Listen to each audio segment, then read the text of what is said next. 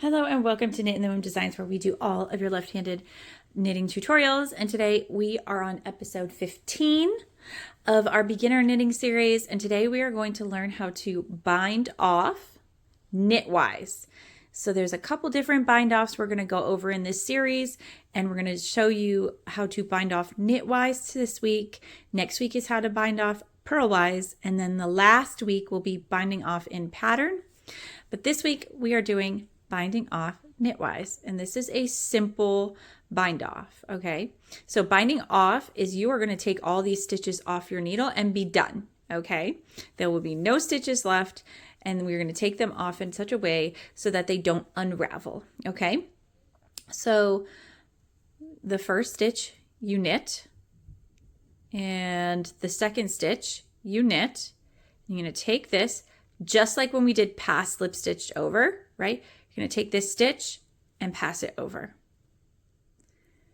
Knit the next stitch, take this stitch and pass it over. Knit the next stitch, take the previous stitch and pass it over.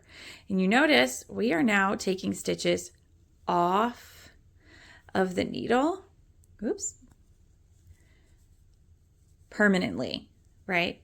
This can be used not just for ending a project, but also for making buttonholes. A lot of people will make buttonholes by binding off, and then the next round they'll cast on. But this is how you take stitches off of your needle at the end of a project, at the end of a piece of a project. And that is how you bind off Knitwise.